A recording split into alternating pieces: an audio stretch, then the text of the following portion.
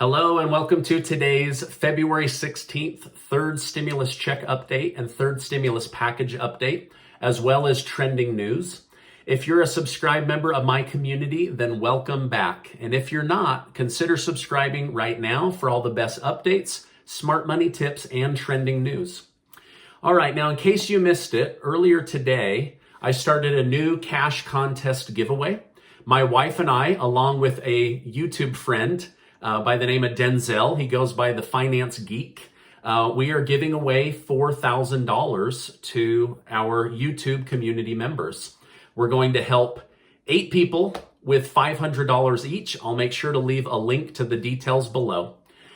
Before I start, I just want to say that my heart does go out to my fellow Americans that are dealing with these crazy storms and also these power outages.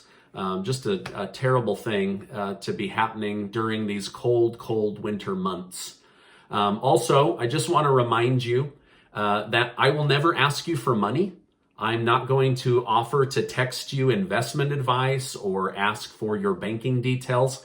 Those are scammers. I am working with YouTube to get them off of my platform, but please report them or ignore them. It is not me, okay?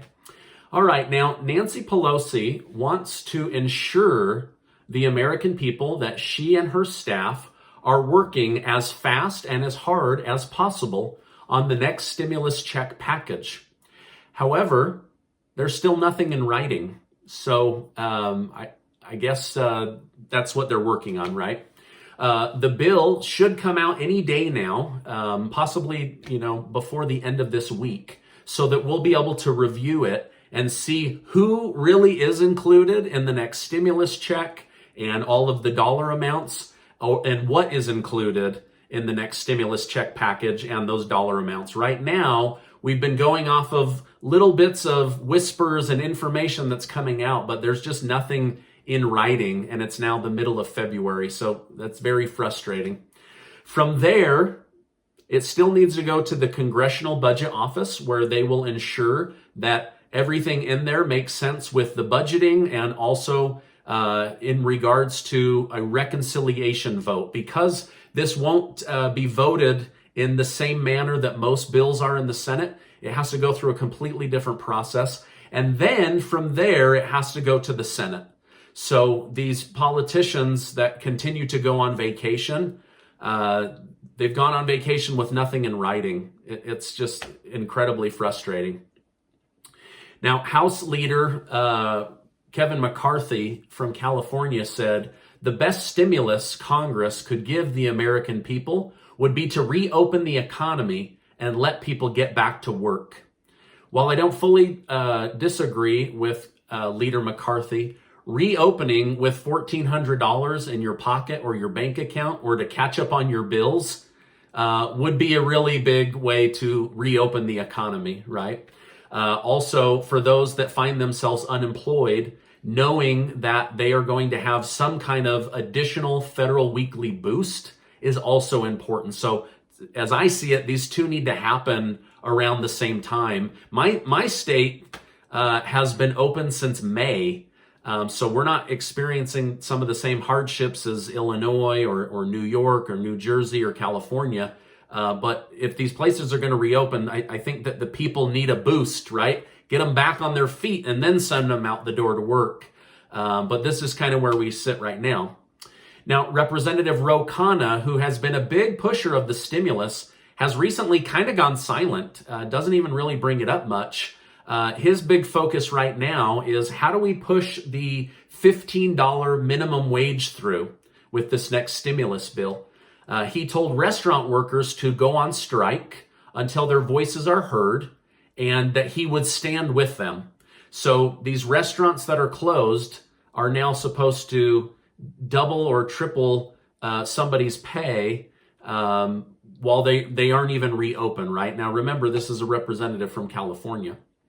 Now, regarding the stimulus, Ro Khanna did say many high-income workers have been able to go back to work. However, many lower income workers cannot get back to work. Their house is still on fire and their vulnerability is making them fall further behind, okay? That last line is what he really needs to be talking about, is people that were vulnerable before the lockdown and the pandemic. They don't have the strength to shoulder this burden.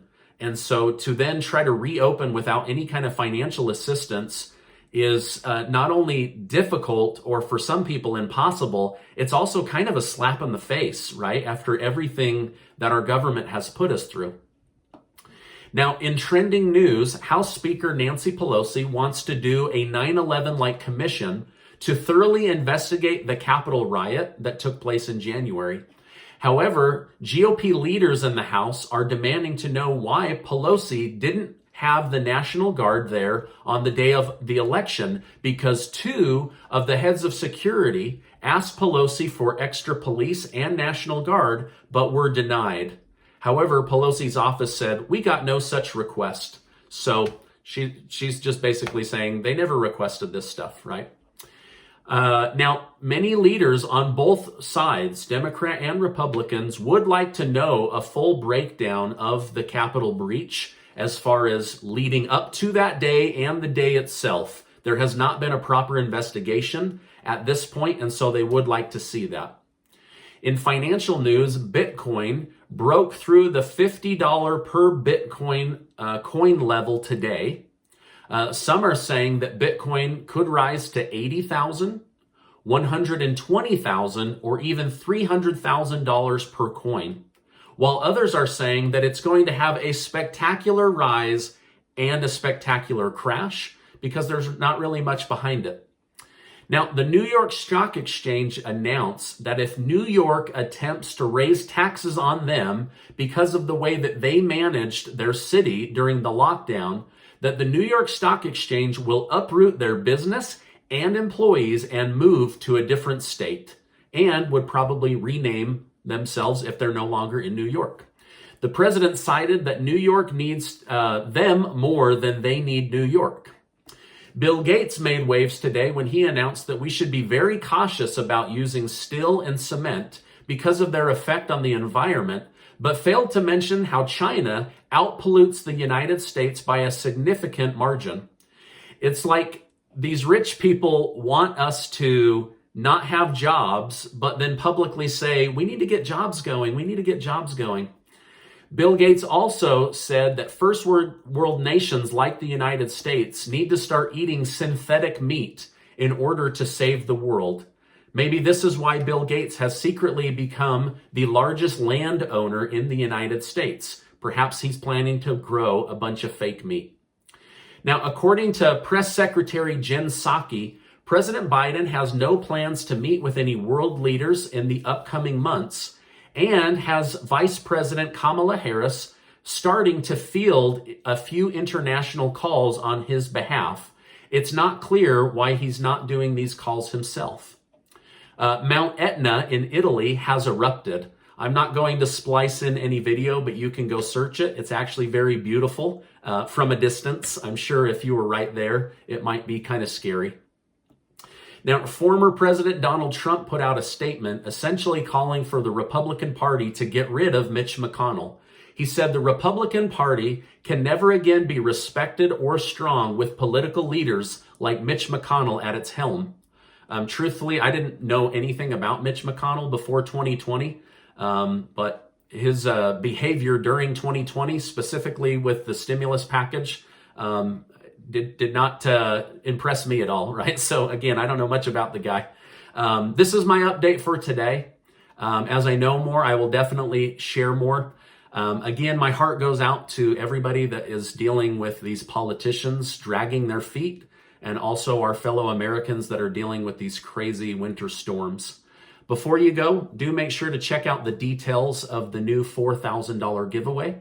I just want to remind you that you are amazing. I appreciate you being in my community, and I'll see you on the next video.